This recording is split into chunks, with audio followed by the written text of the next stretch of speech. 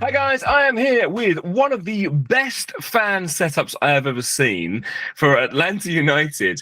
I have Rob Usry from what are you called again, Rob? Five stripe final. Five Strike. Yeah, exactly. I knew I had a very catchy name. I didn't want to get it wrong. So, yeah, how long have you been doing that?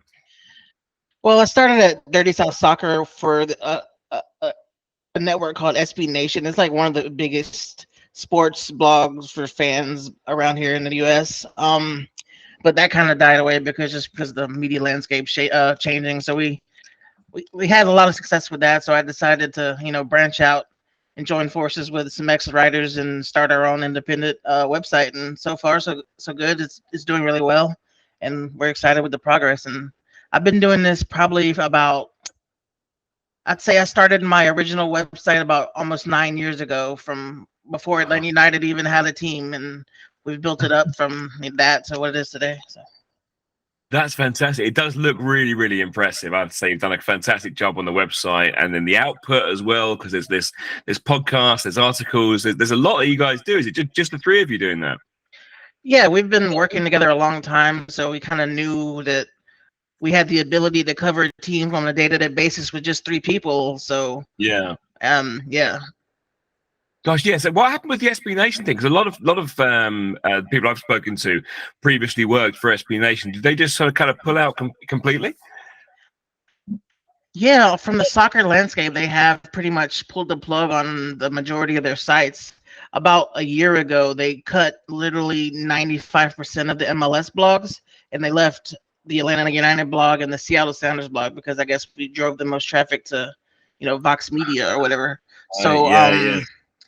yeah, like I kind of saw the writing on the wall this year, and I didn't really want to have that axe hanging over my head, so I just kind of pulled the plug myself and said, "Hey, I'm leaving.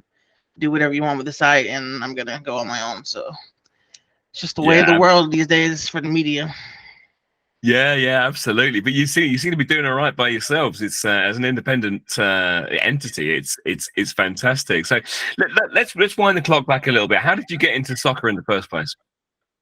Ooh, I would have to give credit to the 2002 World Cup. Um, Wow, cool. yeah, I was a kid at home, some during summer break, just looking for something to do. Back in the day, there was this channel called Fox Soccer World. They just showed like international events like rugby, Aussie rules football, and soccer. And I started watching soccer on that channel. I just started falling in love. And then the 2002 World Cup came, and luckily enough, the U.S. had an amazing run, a Cinderella run to the quarterfinal. Barely Yeah. lost to Germany, and that whole run, like that whole summer, was just like made me fall in love with the sport, and I've never looked back. That's fantastic. And are you from Atlanta? Is that your local place? I actually live in Augusta, it's about 3 hours away from Atlanta. I don't know if Oh you've ever heard wow, of the right. the Masters. I mean, yeah, Mm. we're the So how home of did the you get into Masters. Atlanta? Sorry, how was the Atlanta link come about? Well, I mean, 3 hours in our terms is very, very small compared to you guys, where you have a ton of cities, a ton of clubs. Basically, Atlanta and Augusta are going to be linked because all the pro sports teams are in Atlanta, and that's our closest geographical link. So we're in the same state. It's basically, like just a given that you're going to support Atlanta if you live in Augusta. So it's not really like I chose them and just it's just a natural thing. That was your natural club. They're fantastic. That's good. I mean, it's always going to be the way. That's the nearest one, and thankfully you've got a massive stadium. So you said you were talking about it, talking right about Atlanta before it was an MLS club. So how did that come about?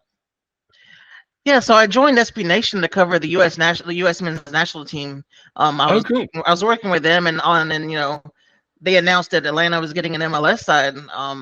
So I kind of just volunteered. I said, "Hey, I'm sure you guys are going to be looking for a site for the Atlanta United blog coming, or I guess they weren't Atlanta United back then, but the MLS blog coming to Atlanta, you're going to need one." And I volunteered to start a website, so I started it from scratch, and just slowly built it up, and they brought me onto the network, and so on and so forth. And luckily, we have a great fan base, and they've supported the site and made it, given us the success that we needed to go actually independent and um actually sustain ourselves independently. Fantastic, and I guess it's just grown and grown from there with the Atlanta's success and the wonderful players you've managed to attract to the team as well. Yeah, we got extremely lucky to have a great owner that invested immediately, brought in some great players, a great coach, a great front office. Just it was a perfect storm in Atlanta at the beginning, and it's kind of dissipated since then. And we're kind of trying to build it back up, but that perfect storm in the beginning has made it what it is today, and has been a great success. Yeah, absolutely. And like I said, one of the first players, when I was getting into MLS, one of the first players that really struck and stood out to me was Joseph Martinez. So, how did he come about in Atlanta? Wow, I mean, he's an incredible story. Like kind of the epitome of MLS. If you think about it, the guy struggling in Europe, kind of banding about on the bench. He was with Torino in Italy, and kind of like hating his life. Honestly, just not enjoying life there. So we brought him in on loan initially, and like he was just lightning in the bottle. He was amazing. Within literally 2 matches, he had scored a hat trick, and we signed him permanently after 2 matches. So we said, well, hey, screw this loan stuff. We're going to bring him in permanently. And that was the best move the club ever made, because he became a club legend and one of the best players MLS has ever seen. Absolutely, he's absolutely magic. He's a real mercurial talent. I really hope it works out for him, because he obviously really thrived at Atlanta. Didn't really find his feet in Miami, did he? But he's got a fresh new start now. Think he'll find his form again? That is a really tough question. I say, what was it, 2021? He had a really severe knee injury, and he just he had a lot of complications with that injury. He had an infection, really bad ordeal, and he hasn't been the same. And I'm just not 100% sure we're ever going to see that old Joseph Martinez. But obviously, we wish him luck. We love him in Atlanta. We'll always love him, and unfortunately, I just don't think we're ever going to see that explosiveness again. But he's still going to be a fine player, I think, and score some goals for Montreal. Oh yeah, even if he's half the player, he's still going to be magic. I mean, his highlight reel goes on and on. So, yeah, I think he'll be okay in the end. It's but I think clearly that there's some sort of extra special talent scout in there, because you've been obviously not being a club relatively that long compared to the likes of Galaxy or Dallas or somebody, but I mean, there's just in the current team, you've got Almada and Giamakis, who two of the players of the season. Surely, they're right up there. I mean, how is that happening? Is it we just got a really good backroom staff, or what's the deal? That's a very interesting question, because I think Atlanta United fans would have a very different perspective from you than from that. Oh, really? Oh, that is interesting. I would say early on, it was all Tata Martino. His recruiting acumen he's a legend in South America. So if he goes to ask a player like Miguel Almiron to come to Atlanta United, a club he probably never heard of, he's just not gonna hesitate to come and do that. So we had a great success in the beginning with Tata and his recruiting efforts, but after Tata left, it dropped down significantly. We made countless signings, overpriced signings that failed, and we're just now recovering because Darren Neal's left for Newcastle United. We brought in Garth Lagerwey, who's a legend in MLS, knows how to build a roster smartly, and he came into a disaster. We had made so many financial errors, and in MLS, you cannot make financial errors because it's all about finance. And once you screw that up and bury yourself, it's so hard to get out. And we're still trying to climb out. And Garth Lagerwey has done a great job to bring in guys like Yorgos Yakimakis, Thiago Almada. I'll give the team credit. They discovered, or they didn't really discover Thiago Almada, but they did a great job recruiting him and somehow getting him to Atlanta, and he's been a superstar. So credit to them, but it's been a long road from that great heights of 2018 and 2017 to now, because there was some crazy lows, and we're pretty lucky to finally get out of those dark times. Yeah, no, absolutely. I've even forgotten about Almiron. I think is he still the record export from MLS? I'm pretty sure, yeah. Yeah, I mean, there's an incredible amount of money that he moved for, which is, again, I mean, weird that it hasn't been broken, again yet, but I'm sure it will. But it just shows what a talent he is, and he's still performing at the highest level. So, I mean, yeah, what an absolute player. But no, it's great. I mean, it's nice to know that you've got good people there And obviously, you have had good people there in the past, and then there's some decent players behind the scenes. Sorry, decent people behind the scenes now, and a very decent team. So, what are your thoughts on the team at the moment?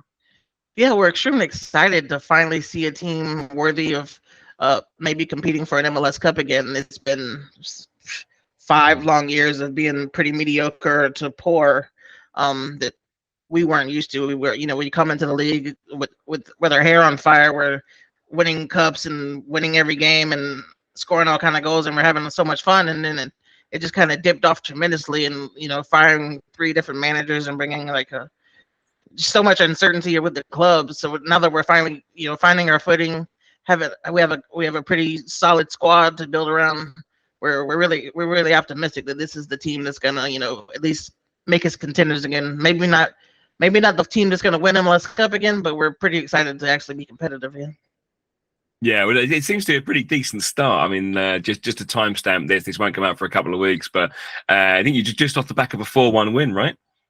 Yeah, it was our home debut, our second match of the season. We unfortunately had to play the MLS Cup champs to open the season away from home, and that was pretty poor performance that obviously ended in a 1-0 loss, which can't really complain about. It was a really good team, but we came home, had a great performance. The team looks great. Yorgos Yakimbakis looks maybe possibly the favorite for the MLS Golden Boot at this point, and as things stand, we're pretty excited that we're gonna have a lot of success this season. Fantastic. So just going back to the fans, and obviously you've got a very impressive group of fans there. Obviously, it helps to have a massive stadium, and but yeah, you smash all the records for attendances, don't you? So yeah, how would you sum up the Atlanta fans?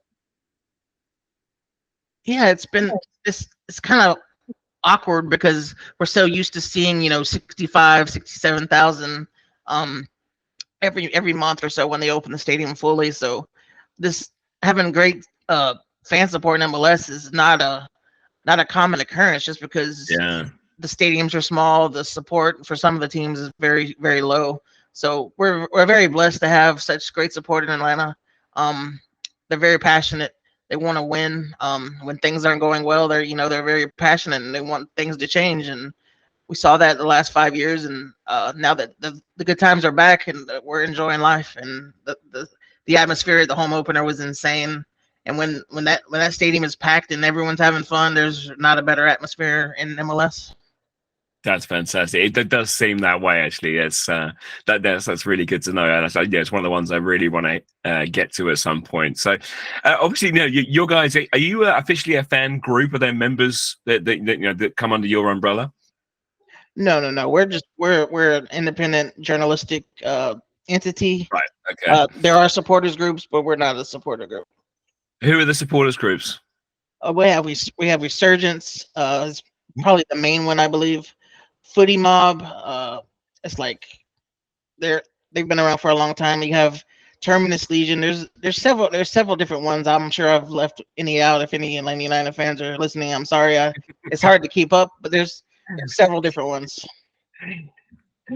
Fantastic. And would you say that there's a certain characteristic of an Atlanta fan? You particularly sort of do you sing a lot? Do you have sort of funny chants? Is it particularly aggressive, or how would you describe the character of there? Is there something overriding there? It was an interesting question. Unfortunately, for some reason in MLS, there's not a lot of creative or funny chants like there are in England or in other parts of the world, which I'm kind of saddened by, because I love the English chants. They're amazing. We just don't have that in MLS for some reason. I don't know if it's too complicated. There's just not enough cohesiveness within the supporter groups to actually pull it off. You just don't see that much in MLS. But I'd say the Atlanta United fan it's a very representative of America. It's a huge melting pot, completely, like so many different cultures combined in one situation. Everyone pulling for the team. You have your casual fans, your hardcore fans.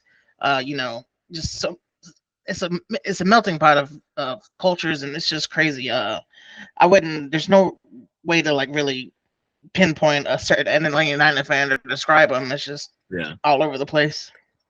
No, that's great. That's a theme that keeps coming up in these interviews with soccer in America. That it is a real melting pot. But it brings all sorts of people from different walks of life together to a common goal, and it's absolutely lovely to see. Yeah, especially when when they're coming together, from quite disparate backgrounds. It's a brilliant thing. I think sport in general has an amazing power to do that with people. But when it hits a community like that, then it's something really magic, isn't it?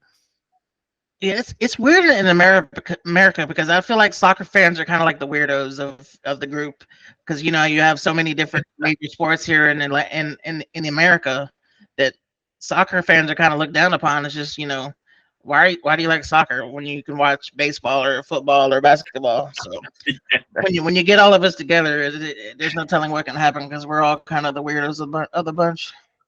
Yes, I like that. I absolutely relate to that as well. Yeah, and I can see exactly what you mean with that. That's very, very cool. So, I mean, over the history of the club, I mean, looking at Atlanta, I can see really one fierce rival in that, and that being Orlando City. How has that come about? And do you agree that they are the main fierce rivals? Yeah, it's a complicated question because I didn't rivalries in MLS kind of are or kind of feel forced, honestly. There's Oh, very right. few organic rivalries, I would say, in Mm. MLS. Um, it's just because from the league marketing standpoint, they try to force it just to have something to talk about, honestly. But I would say the Orlando Atlanta rivalries, I would almost organic. It was forced at the beginning, but the fans have grown to really hate each other. The teams when they play each other is pretty heated. I wouldn't say it's to the level of anything in Europe or some of the. I'd say maybe like the Hudson River Derby between the New York teams and MLS is pretty heated. El Clasico is probably the best rivalry in MLS. That was the most organic rivalry because those teams hate each other. The fans hate each other with a passion, and the games are always fun to watch. But I would MLS and or Atlanta and Orlando were a pretty heated rivalry at the beginning, but with the introduction of Miami and different other teams in the South, I'm not sure they're not exclusive at this point because there's so many different variables being added. Things change all the time, so it's kind of a on again, off again type of thing. Yeah, yeah. I'm actually going to Orlando in the next few weeks. So if you want, I'll stick some Atlanta stickers all over everything. Awesome. No, it's good. It's good to know. And I think, yeah. Do you think Orlando would say that again about you guys, or do you think they're more preoccupied with Miami now? Oh, I still think they hate us, like, but just because early in the early days we dominated them and were able to rub it in their faces, and our downfall kind of coincided with their rise and being a more competitive team. So they've kind of dominated the rivalry lately. So they're enjoying life. Yeah, I definitely think they still take pleasure in beating us. But they're obviously preoccupied with Miami too, just like everyone else is. But I think we still have a place in their hearts as that original rivalry. Yeah, absolutely, absolutely. So just going back to Atlanta as a club, and obviously you brought some amazing players through. But my jersey here, you can see it's a number two. I know you did because you mentioned it earlier on, but I think it's showing up on the camera now. But it's obviously the second team there. Is much of a link between that and the first team? Eh, very very tenuous link. They do use the team to develop players, but it's very rare that a player goes through a whole uh USL Pro season or sorry, it's not US, it's called USL Pro. It's called MLS Pro now. They change it every year. It's hard to keep up. I would say some of our top prospects have gone through and played with the twos every once in a while, but it's not like ML. It's not like a a baseball farm system where you're having them develop over years and years and they're coming up and getting promoted. It's just that's not how MLS works on the main front, especially when you're a team that spends a lot of money and you're constantly buying players. It's really hard for those young players to improve enough to break into the team. But there are a few like Caleb Wiley spending a little bit of time down there. George Bello. There have been players that have played down there, but they're usually those blue chip prospects. They have great futures, and you already know they're going to come up. So they're just spending a little bit of time there to develop. There's been very rare cases where like a player has gone down there and like truly developed and improved enough to get caught up. Have there been any sort of Atlanta natives that have made it really big in MLS?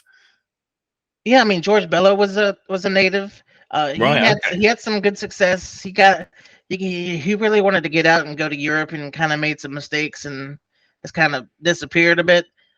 Caleb Wiley is an Atlanta native. He's up and coming. We're very excited about his future. He might have a future with the national team. There's been several Atlanta United. I mean, the way MLS works, most of the young players you sign are going to be native to your city because they're called homegrown players. They're kind of like limited to where they can sign like a young player can only sign with like someone somewhere in the vicinity of where they live because they don't want like a 15-year-old going from Florida all the way to California because you know just because they're good at soccer. So they kind of limit it, which makes sense for little kids like that. So that's why you have so many like native players playing for their hometown teams. Yeah, that makes a huge amount of sense, actually. Yeah, and I think if it is like in the UK that the players that are from the region who play for the club, they're really the most loved ones. They're the ones you want to be your captain, and that you're going to follow wherever they go, sort of thing. Yeah, absolutely. I mean, we haven't really had a homegrown captain yet, but we would love it to have one eventually. We love our homegrown players. Sing the old chant. You're one of our own. All that. We love doing that stuff. To have a homegrown captain, if they ever, if everyone emerged, he would go down to the club legend instantly, and that's a dream of ours. Fantastic. So, who is your favorite all-time Atlanta player? I mean, it's got to be Joseph Martinez. There's no other answer. He's just magic. Like I say, he captured my imagination straight away. He's just one of those personalities, isn't he? Yeah, I mean, I think he could have thrived in any league in the world if he was in the right situation. I just think he got the raw deal in whatever league he was in, and it was a perfect storm. He came to Atlanta and fit the system, and he showed what a tremendous player he is, and not even just his talent on the field, his attitude off the field, just his demeanor. He's just a legend. I loved watching him play. I loved hearing him talk. He was he was probably the best interview in MLS when he actually talked. He had some of the greatest quotes of all time. Yeah, he'll always be a legend. We always say build the statue. We want a statue built of him outside of the stadium. Hopefully they get that done one day. Absolutely, yeah. No, I think he's well deserving of that. Yeah, I think it's definitely. He's really iconic kind of player, isn't he? So I think, what about outside of Atlanta? Who's the player you've admired most who hasn't played for Atlanta? Ooh, unfortunately, my answer would be Darlington Nagbe, but he actually did play for Atlanta United because I think he's a fantastic MLS player. But someone who hasn't played for Atlanta United, I'll leave DPs out of it because that's just cheating. That doesn't make any sense.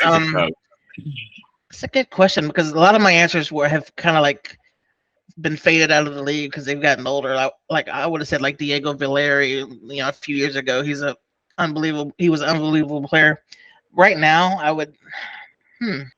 It's hard to say without using a DP because I would say like Cucho Hernandez. I love watching Cucho Hernandez for Columbus. Man, yeah, he's an amazing player. He reminds me a lot of Joseph Martinez in his prime. Actually, they're very comparable players. Let me think. This is a good question. Yeah, there's so many. I mean, it's a non-DP player. I would have to say, okay, Aiden Morris for Columbus. That's even better. Wow, Aiden Morris is a great player. I think he has a great future in MLS, maybe in Europe if he wants to do it. But he's a hard-nosed player, a captain material. I think he's a future captain. He would be a great player for anybody in MLS. Big time. He had a super spell last year, didn't he? He was absolutely magnificent. So yeah, he's got a huge future. That guy, I think. Yeah, they have an incredible team, Columbus. I wouldn't be surprised if they won MLS Cup again and all the trophies. They're just so talented. They've done a great job, and they have the best coach in MLS, and they have an incredible roster. They have the perfect storm at this point. Absolutely, yeah. And it's strange because they don't. I mean, they've got a few real standout absolute stars, but they don't have the top echelons of stars. It's just the way they play and the way they're coached, I guess, that's really giving them that extra edge. Yeah, they've done a great job filling the depth pieces of their team. They have, Yeah. Darlington Nagbe, who's probably, in my opinion, the best pure MLS player who's ever played in MLS. Just because he's been there his whole career. Unbelievable player. Doesn't get enough credit for how good he is. Um, and that's just the way you have to do it in MLS. You have to have great depth pieces to go along with your 3 or 4 high-priced players, and they've built up a tremendous roster. Absolutely. Yeah. You got to have your workhorses. It can't be all superstars, can it? Absolutely. No, that's brilliant. That's brilliant. So I think it might be prediction time now. What do you think Atlanta will do this season, and what do you think would constitute a successful season this season? Successful season this season would probably be finishing top 4 in Supporters Shield race, or at least Eastern Conference race. Yeah, yeah. If they could find a way to win some kind of trophy, whether it be Leagues Cup, U.S. Open Cup, they're only one of 8 MLS teams, first teams competing in U.S. Open Cup. Good I on feel like them. that's probably the most attainable goal at this rate, is winning something like that. But if they can, Yeah. get that top 4 place and maybe win some kind of trophy, I think that would be the ultimate success. Yeah, though, just on that, actually, just if we can take that tangent of Open Cup, how do you see that playing out? Because I think it's just a crying shame for the clubs not to be participating in that, or the majority of the clubs anyway. I'd love to see it come back. What do you think will happen? It is a shame. I feel like there is a place for U.S. Open Cup, but they gotta. No matter what I say, I'm gonna upset people because it's such a hot button issue and people have different uh, opinions. But I feel like there's a place for everything. They just gotta find a way and work with MLS to make it fit it all in and do it to where it makes sense for everybody. Uh, I feel like the MLS team should compete, but I feel like they gotta find a way to give teams the freedom to use the players that they want to use. They shouldn't be forced to use, their top players against teams that aren't going to compete in the early rounds. They should have that freedom. So I would obviously love to see some kind of compromise to where there's roster rules being relaxed or whatever it takes to get the the USL teams and all that exposure that they want and need. That's huge for the game at the grassroots level, and we need to get that tournament back to where it used to be. Absolutely agree. Yeah, they need to loosen up those rules, let them use some of the twos, just broaden that out, and yeah, whatever which way, because it's a very similar thing about people in the UK wanting to get rid of the League Cup. It's seen as the least important trophy over here, but because it's just getting in the way of everyone's European commitments. But then that's a good thing because it means that one club might not win everything all the time, and it does make things a little bit fairer. Because you have to use all of your squad. If you're playing a lot of games, and obviously the teams that are playing less games can use stronger teams, so it kind of makes things fairer, doesn't it?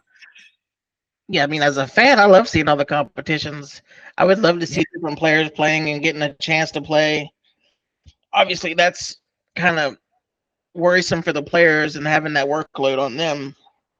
But as a fan, I love seeing it. I hope they find a way to fit everything in because people hate on Leagues Cup over here, but I love Leagues Cup. I love seeing the best MLS teams playing the best Liga MX teams, and I don't want to say a fair playing ground because most of the games are in America, but that's just the way it is because Liga MX are way better than MLS on the neutral ground because they have easier, more relaxed roster rules and can spend more money. So when that playing field is a little bit level, those games are just so much fun to watch, and I love seeing it. So hope they can find a way to get everything under the umbrella and fit.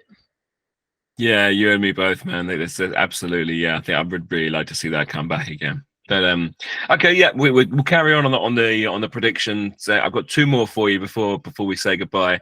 I wanted to get MLS Cup winner, and I want top scorer for the league this season.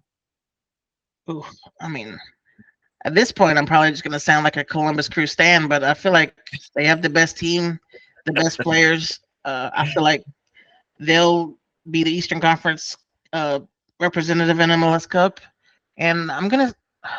Wow, I'm gonna go out on a limb. I love what the LA Galaxy are doing. Honestly, they've built a really good roster, Yeah. very under the radar, and they're improving, and they're going to have another transfer window to improve their team. I feel like they make a late run and have success and get to MLS Cup and lose to Columbus. I love that. That's a great prediction. What about the top scorer? Are you gonna be tempted to say Yakimakis?